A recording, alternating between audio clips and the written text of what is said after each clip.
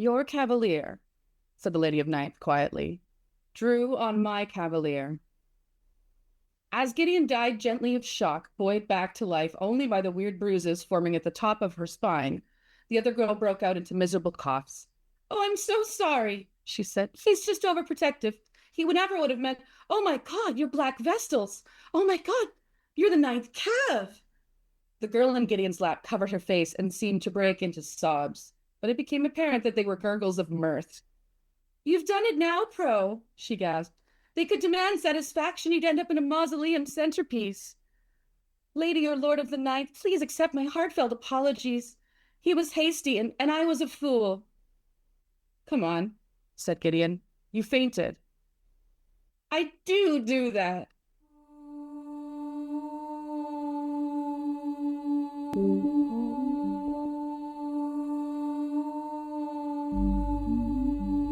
You're listening to Nun Pod with Left Grief, Episode 7, A Beautiful Corpse.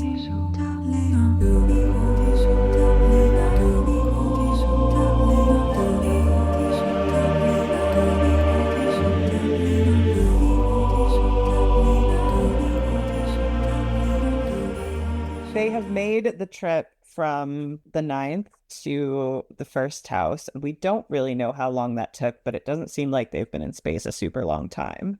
I think it says an hour, actually. Oh, does it? I believe an hour of space travel is mentioned. Oh, goodness, that's fast. I was thinking of you as I was rereading because the descriptions of the first house as they're saying them are so kind of choked with that sensory language that I know you really love, that I was like, I as I was reading, I was imagining you reading.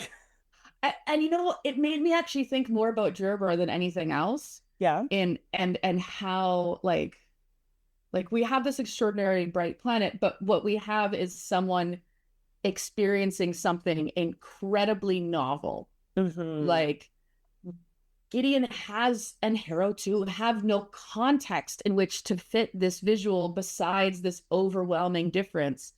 And this opening scene, I'm listening to the audiobook and going back through it this time, and just the way the way that Moira Quirk like changes tone in the final line of that descripting paragraph of like from like this generic like visual sentence to like Gideon's explicit inner monologue. Like this is the way that this has been summed up in Gideon's head. Hot damn, what a corpse. Grimy versus these, and it's fun because we kind of start in with this brightly polished language, and then it's like, but it's like real gross and decaying. Yeah, it's like kind of both and both. It's Yeah, like it's lousy with water, lousy with water. which is such a weird phrase, and it's smudged with the chains of like islands or floating cities or whatever we're seeing. Smudge the blue with gray, which it gives this like this sort of polluted aspect. And it also kind of like, I don't know how, like you're thinking of a descriptive language that Gideon would have access to. Like sprinkled is not a thing on the ninth. Like you might sprinkle some bone dust, but like sprinkling of islands, sprinkling of clouds, these things don't exist in Gideon's visual language. Yeah, but smudge, she knows. Yeah, smudge, she knows for sure. You know, most people interpret the first as Earth, and it's so cool how Muir really frames this in a way that makes it feel really foreign. It doesn't feel like they're coming into the familiar to us. It feels overwhelming. It feels strange, even though, you know, we are used to a very blue planet and a blue sky. Yeah, totally. And like the language is such that it would be believable if this was an artificial atmosphere, but it doesn't explicitly say that it's an artificial atmosphere. It just uses the same kinds of phrasing to describe Gideon's observation of it. Mm-hmm. But it does not explicitly, like Gideon has no reason to confirm that this is jetted in through some other infrastructure. We also get kind of a clue about Jod's situation here, because it says in the first paragraph that the Lord of the House of the First and the Lord Undying has not come back in 9,000 years, not 10,000. Yeah. So this tells us that he hung out on Earth, according to the common history, for 1,000 years before he left and never came back. And we don't at this point understand why he left and never came back. Right. But there is the impression that he can't come back. I think that is contained in the text. Yes. So that kind of gives us a sense of how long he was at Canaan House, or maybe how long between, the glimpses that we see in Harrow the Ninth and him leaving, that Canaan House would have been built up and used, and kind of the periodization of some of the clues that we encounter later in this book. Yeah. Yeah. If you out there have a recommendation for a really cool timeline that someone might have been putting together regarding those clues, that would be really cool. And we'd love to share that kind of work. I've heard of one. Because this fandom is fantastic in terms of its archival tendencies and scholarly tendencies. And yeah, we've talked about the artwork, we've talked about cosplay and that kind of thing. But I think another thing really worth acknowledging is I see it as academic, but that's not really it. It's the skills that come out of writing and organizing written knowledge and written story. This isn't exclusive to academia, but there's a set of tools, archival tools and organizational tools. Yeah, there's a lot of research in the fandom. Tons. And it's not hard to find a hyper specific theory or someone going into this, because it's really well articulated. It's made super accessible generally. While we're here a little bit meta, I want to remind anybody listening to this point, we've talked around some spoilers in previous chapters. We are going to really spoil some stuff in this chapter. So if you're not prepared for big spoilers, be aware of that. Speaking of spoilers, what we get here are characters that we get in the second book. We don't really know that at this point, but these are characters we develop quite a deeper understanding of than any other ones, really. Yeah, and I think that Tamsin Muir, as we've discussed, really, really loves to lay out these little breadcrumbs that won't mean anything until you already know. But in this chapter, we really get some, anime main character size clues. Yes. Yeah. I think my favorite first one is Harrow going, "It's a grave." Mm-hmm. Which totally makes sense because the Ninth is a planet that didn't have, a natural evolutionary process. There haven't been billions of people probably who have lived on the Ninth in its history. And there have been billions and billions of people who have lived and died on Earth. And so the Thanergy signature of Earth for someone who lives on the house must be so overwhelming. I would wonder, though, to counter that, is that the Thalergy signature in this would also be really fucking weird. Oh, yeah. So, because we're looking at just all the, plant life and stuff. Plant life and super absent, I get the impression of, an extensive people population, because she certainly isn't clocking much off of teacher. We get implied fish, though. We get implied fish. So there's ecosystem. So this asks the question, how... Confirmed fish? I think there's fish. Sorry. Do fish, how do fish give off different Thalergy vibes than a poison? We will never live it down if we don't talk about the sunglasses. We have to talk about the sunglasses. We have to talk about the sunglasses. This is such a fucking there needs to be, please someone animate this, Gideon putting on the sunglasses and some big guitar lick in the background, the moment please someone make my dreams come true. When you think of these glasses, are we looking at thin black frames, big mirrored lenses, and then we've got our distinctive aviator shape? Do you have any theories about where these came from? I have heard that this is a Homestuck reference, but I don't know Homestuck at all. Dang. Can you So explain the reference to me? okay, so Homestuck's out there. I am but a baby Homestuck. I only know so much, so please gently elaborate if I miss things here. The most distinctive character immediately that stands out with these sunglasses is Dave, who is just like the cool dude. But Dave is also a little in denial of reality in this way that I could see Gideon's. Originally given the name Insufferable Prick. Yeah, he's obnoxious, but he's also but a child. He thinks extremely well of himself, and it makes him sort of hard to predict sometimes. I have Interesting. spent some time trying to get deeper into this world. I have never found a Homestuck podcast that has finished the whole series. If you know one, share one with me.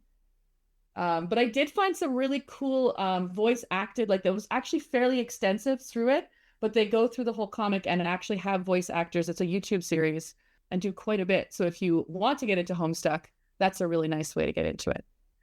It's such a big It's media.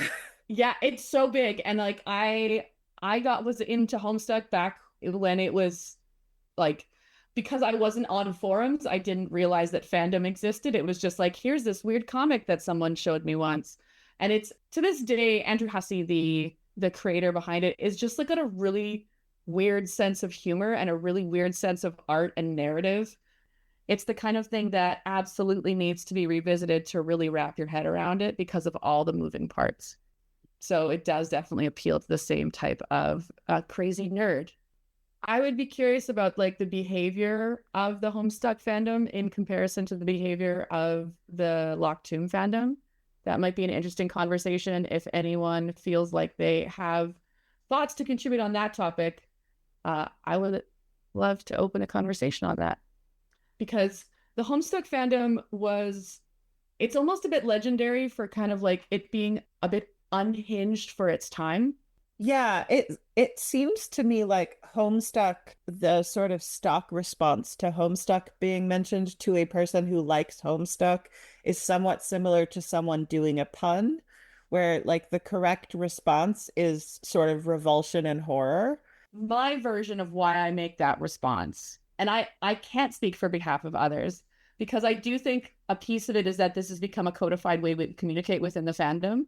Is this like it is painful to be a fan of this media and this creator? For me, it is painful because the body of work is overwhelming and it's designed to be convoluted in its storytelling because it's like all connected but like told in different mediums and it's an enormous body of work.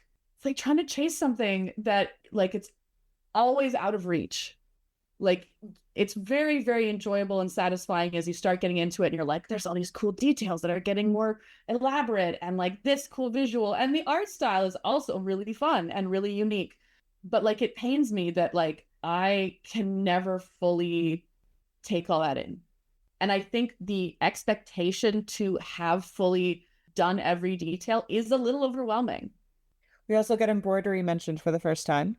Ancient embroidery. Ancient embroidery. Oh, do you mean the embroidery from the ninth robes or the Oh embroidery yeah. on teachers? I was thinking of the ninth robes being Yeah, embroidered. I think that is mentioned first.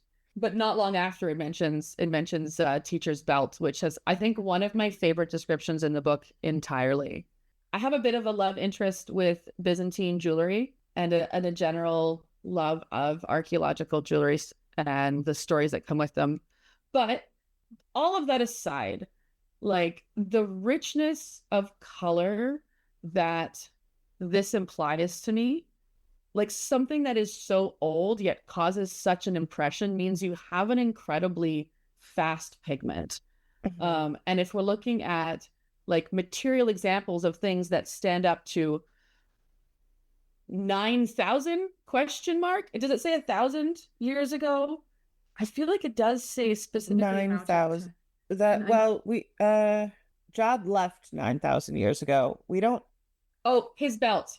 They looked as though, okay, It looked as though they'd been made 1,000 years ago and kept in loving perfection. So we're looking at certain materials that are very colored fast. We're looking at, this is probably ceremonial. They're receiving the lictors and cavaliers in a ceremony that hasn't happened in 10,000 years, essentially. So like this is wildly has been set aside waiting for this. I kind of don't imagine that the priests have a life outside this. So I sort of assumed that they and their clothing have been sitting in the dark for 9,000 years. Yeah, and the description of teacher fits that. Like he's described like a bit of a doll.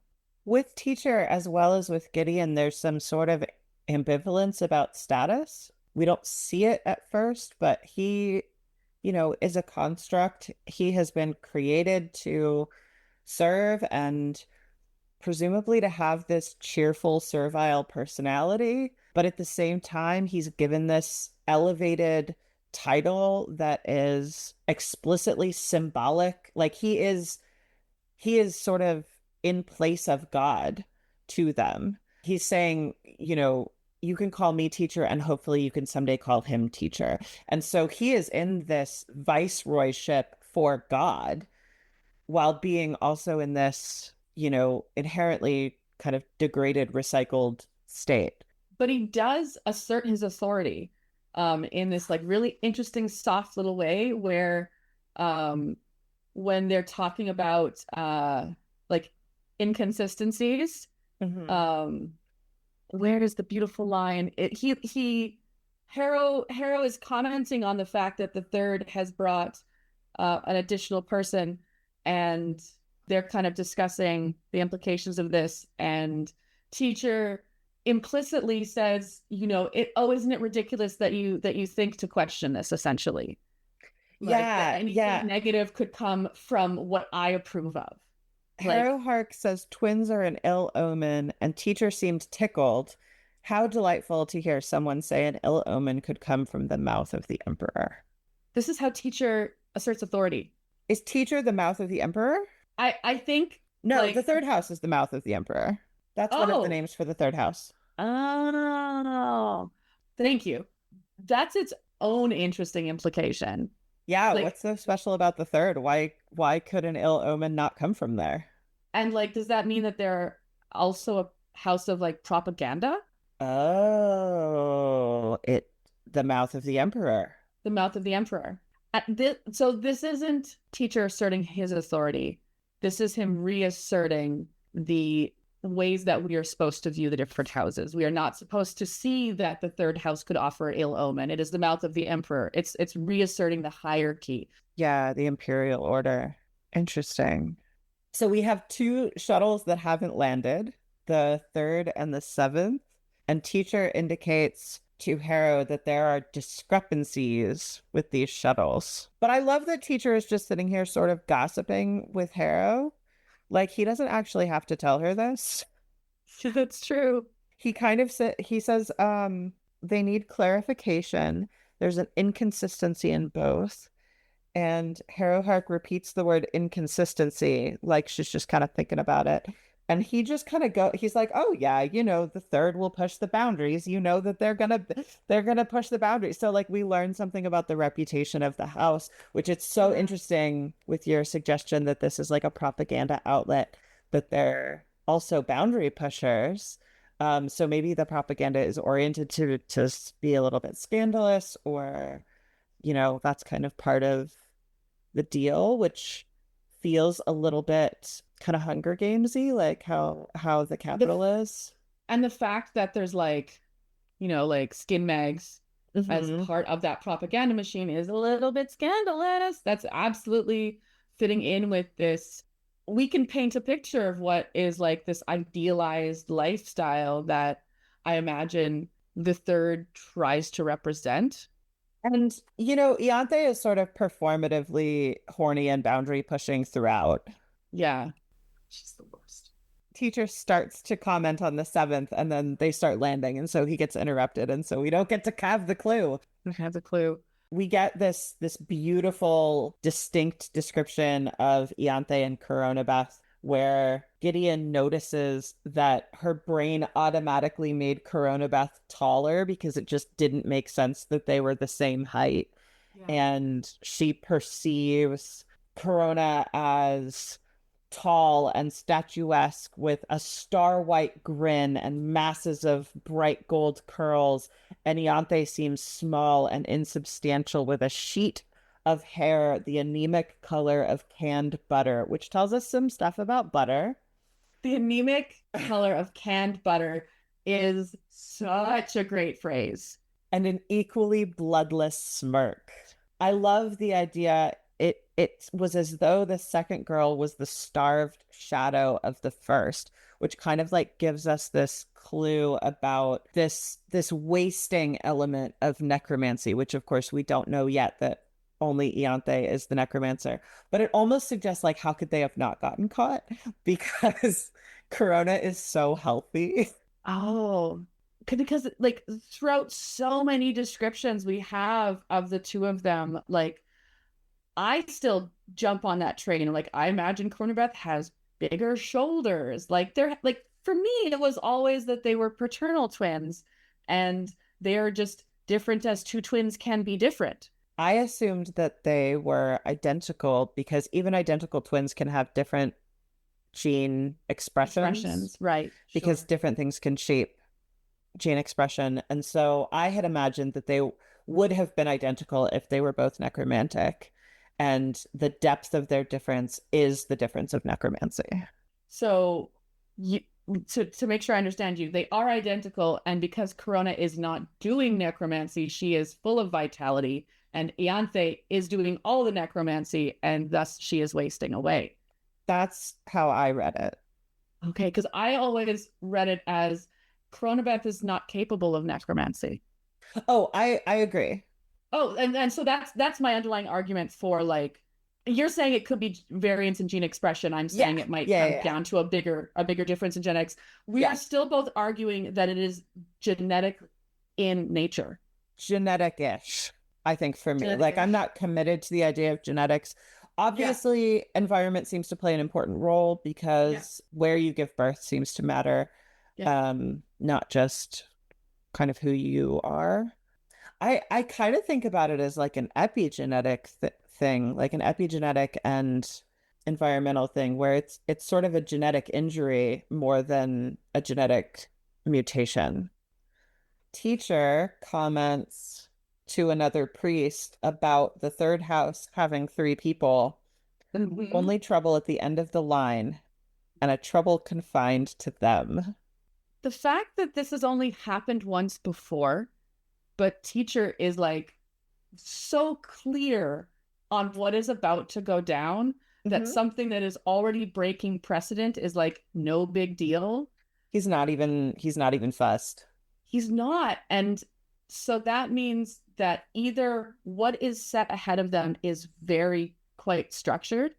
He can kind of predict how this might go, or like there were iterations before this that he has the knowledge of, like prior to the first set of lictors. Like as they were trying to figure out how to do this, how But much they knowledge of made that they have. him as part of their process, I think. But that doesn't mean that he wouldn't have access to that knowledge, I don't think. No, that's true. We don't know what he knows. Yeah, we don't know what he knows. And so is it that he knows the history of the development of lictors so he can anticipate and spontaneously like reason that it's not going to be an issue for him? Speaking of what teacher knows, he looks at Cytherea and he says, "You should not have come." And she says, "But isn't it beautiful that I did?" Yeah. It seems like he has to know who she is because she hasn't disguised her body. She has like she just is the person that she is. It Yeah. seems like he has to recognize her and is just like, "Oh, that's weird." Boots on the ground, she outranks him. I think so. And I'm pretty sure he's bound to not broach the confidentiality of the God Emperor's strategies. Like he can't out her. And conveniently, what we know of Cytherea's health, like the questions that he asks her are entirely sincere. Mhm. Also, he sort of does some of the talking around, kind of not answering.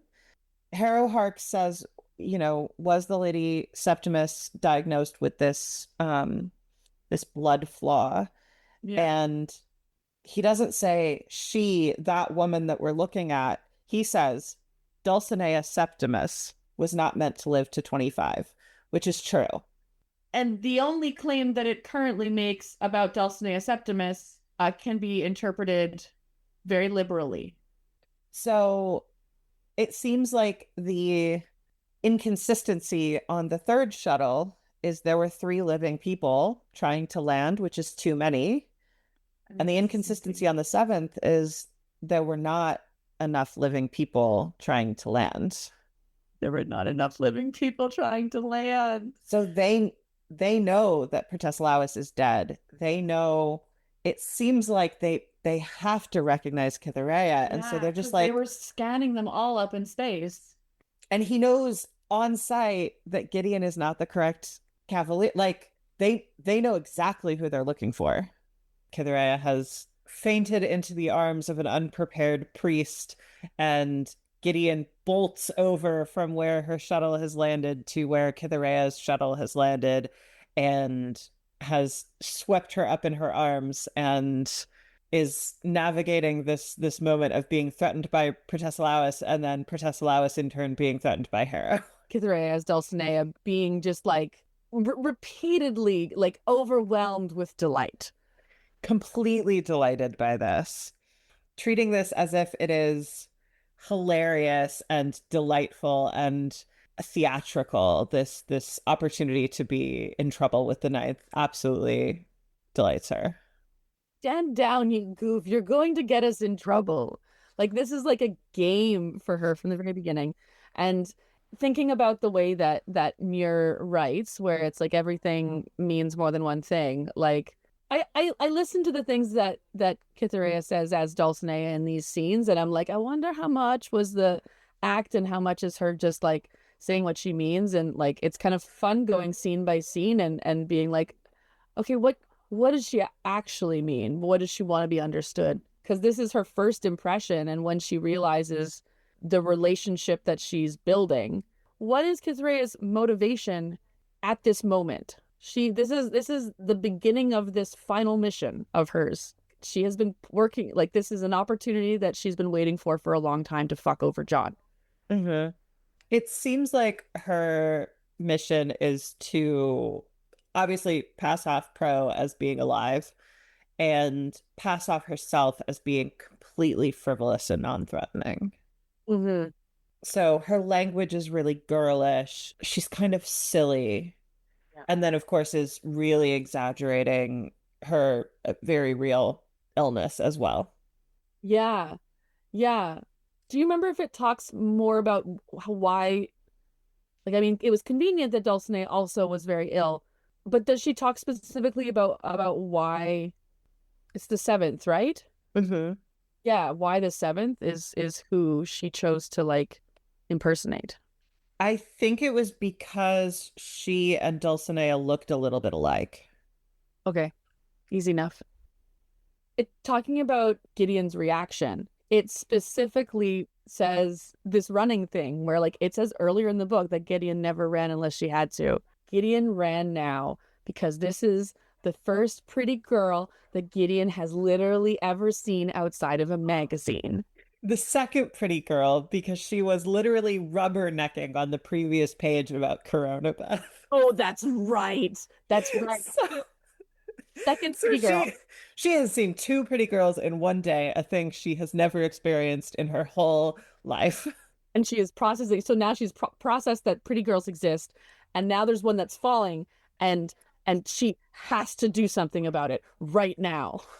I have to assume that the shuttles landed in order, and so I can only imagine what this looked like to the eighth, who were in between these two shuttle bays, Yeah, yeah. as Gideon is just bolting.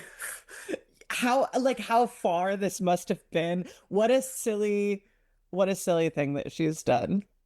Yeah, and like this is described to be like quite an expansive space. Like I'm imagining like this echoey sound of boots running to like, what was maybe a quiet murmur between pairs of individuals, now just completely silent and just boots. And like for everybody else, time would slow down as the Ninth Cavalier just starts sprinting across the room. It's so hard to reread the description of Protesilaus having had the reveal that Yeah. he is being puppeted. It feels so obvious. It feels like, how did I ever read this description and think that this person was an alive regular guy? Yeah. I think too possibly, this performance that Cytherea is doing is to draw attention away from Procedelau being looked at like she's making such a spectacle of all of the different elements that she once noticed about herself. Well, and I think it's also it's such a diversionary tactic that Mira uses with her writing, where there's so much kind of stylistic exaggeration that when you see something that seems really out of place, you just go immediately to like, this is an exaggeration, this is stylistic, and then it turns out half of it's literal. Yeah, So yeah. you read, he was a 6 foot collection of sinews. He was uncomfortably buff. He had upsetting biceps. He didn't look healthy. He looked like a collection of lemons in a sack. He was waxen looking in the sunlight. Like reading Probably. this, knowing that he's dead, you're like, oh yeah, he sounds like a golem. But reading it originally, you're like, ah, he sounds like a gym guy. He sounds like a gym guy. And some of this language was used in describing Harrow's parents, We've describing this. already fallen for this trick once, and we're just so willing to fall They're like, for it haha, again. we made another puppet for you. This one's extra spooky. Don't take off the ribbon around its neck. Mira could pull this trick on me any number of times, and I'd fall for it again. You probably will again. Yeah. I'm curious about what the blood flaw is and how it works. If this is it, like, as a eugenics scholar, I'm wondering if blood flaw is a eugenics thing or if it is literally a blood disorder. And it Mm, could be both. For yeah, sure, like eugenicists have been interested in things like sickle cell anemia, which is both a blood disorder and genetic. yeah, But I'm very curious about the construct of blood flaw and what yeah. in fact Because it feels very euphemistic. it does. But, Is explicitly understood as heritable. So seems like this is a genetic condition. and this is Um, could be a great example of one of those things where you read what Muir's written and you're like, this is metaphorical or like a flourish of description. And you're like, no, it's sickle cell anemia. it could be sickle cell anemia if they have adequate medical treatment because it's a recessive blood disorder. And so most of the carriers don't have sickle cell disease. Yeah. But if you have sickle cell disease, it's fatal in childhood unless you have adequate treatment for it. It'd be an interesting one to carry because in terms of this theory, this as something that affects necromancers, affects adepts. Like they're perhaps someone like Dulcinea for necromancy would be able to help extend her life, but like she still has sickle cell anemia. Mhm. And I think it still maps pretty good. It can come with complications that involve things like extreme pain and exhaustion and coughing up blood. And so a lot of Dulcinea's symptoms could possibly map onto sickle cell That's really interesting. or Cytherea's rather. Dulcinea has like a totally different thing going on. Okay, you think it because I would be curious if the one were to apply the idea that it was the same thing. I guess I was thinking that they had something different because they used different medical aids. Cytherea is described as having crutches, I think, and Dulcinea, the real Dulcinea, has like a tube. Hmm. Real But that Dulcie, doesn't mean that they. Real Dulcie is she in the next book or at the end of this book? She's in the next book. She's in the next book. Okay, that's what I thought. Yeah. But it's mentioned, I think, in this book. I think in this book, Protesilaus developed a a tube using sort of necromantic technology for her to use.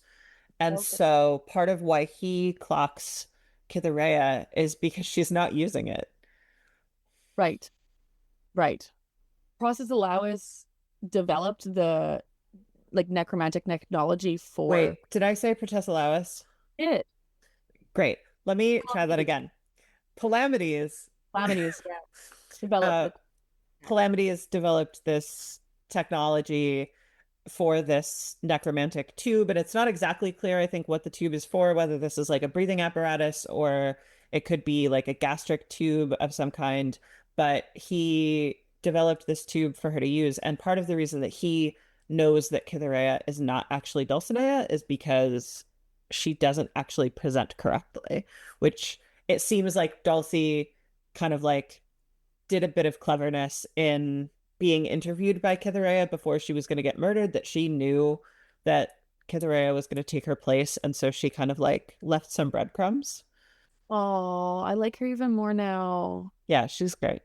The idea that she's like leaving little puzzles behind for Calamities is like tragic and sweet. That's how I read it. I like that read. I like that read. That fits them. Knowing that, she may have left these breadcrumbs for Calamities, knowing that they had this correspondence for all these years, like it starts to paint the silhouette of someone. And someone who probably would have been good friends with Harrow Hark as well, because they all appreciate detailed subtlety. Kizareya is not wanting to use detailed subtlety because she has to make a splash and start her plan in action right away. She doesn't have time to use detailed subtlety. But knowing that Palamides understands this trait of Dulcinea's, she could even, so she might like hide the idea about this necromantic tube. She might also plant the idea for Cytherea that her mannerisms are more extreme. Like these are all things that are subtle, but that Palamides, because I like they're these very high detail oriented minds, right? And my head's always like, well, Palamides and Harrow Hark and Dulcinea would all be lovely friends, and they would like sit and like talk about really nerdy shit together. I feel like Dulcinea and Gideon would also get along like a house on fire. Yeah, I feel like Dulcinea has a sense of humor. Yeah. Dulcinea has a brashness that I feel like Gideon would really vibe with. Yeah. Like I could absolutely see Harrow and Palamides and Dulcinea having a rad time together, but I could equally see a very different time being had by Dulcinea and Gideon and Cam. Yeah. Yeah, totally. Get you a necromancer who can do both. Talking about what teacher may or may not know, something like melancholy and something like resignation. How much autonomous thought does teacher have? Like, like what capacity to feel melancholy and resignation does he have as a construct? It seems like he has pretty rich emotions thinking about, like, he is genuinely deeply afraid of the facility. Yes. In the river bubble, he has a lot of very intense feelings as well. So it does seem like he has an emotional richness and a capacity to form independent judgments and to Yeah. respond situationally beyond, he's not just kind of programmed. But yeah, these moments, as you point out, I'm reminded of the moment that we looked into where Gideon couldn't quite make sense of like Lamine's expression. These moments where Gideon can't parse what an adult is feeling Yeah. really points to these instances of narrative irony where somebody knows something that Gideon just doesn't know. Yeah. Yeah, totally. And maybe this is a thing to start watching for. These are our flags that Muir is providing us multiple layers in this particular section. Um, Someone is here to say you don't you don't see everything, but someone is here that does. Mhm. We close out this chapter with Gideon feeling absolutely tragic about the idea of Dulcinea dying at age 25, which she did do. So I saw a live performance last night, and one of them was talking about like a particularly like poignant disappointment, and it was kind of framed to lead up to this heartache of like, there was going to be this magical thing happening, and then plans shifted, and it wasn't able to happen. And the punchline to the performer telling the story leading into the song was, and I was so sad because I was really horny. And my brain, like, Gideon remembered a koi wink and felt terribly sad because she was really horny. He was really horny. It's pretty believable, but like, it's nice to think that someone is being sad for Dulcinea so soon after her demise. Yeah. Whether they meant it to be quite like that or not, the thought is technically there. We have one more little crumb here that I noticed at the very end. 25 years and Harahark was probably going to live forever. Hera does ascend to lictorship. So, we can now say we have a pretty solid chance of being that not only is Muir leaving us these breadcrumbs of things that are going to happen within the book, of jokes that have happened outside the book's universe, but also things that are a bit of a checkoff. Here's my painful predictable number one. This is also going to come back in Electo for some reason, this line. This line is going to be used to hurt our feelings again.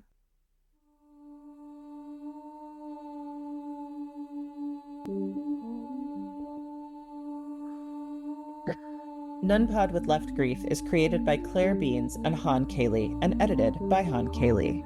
Our music is Only Human by Philip Ayres. Today's cover art is by Ninth Night Cosplay. Visit us at nunpod.com. That's NUNPOD.com. Thanks for listening.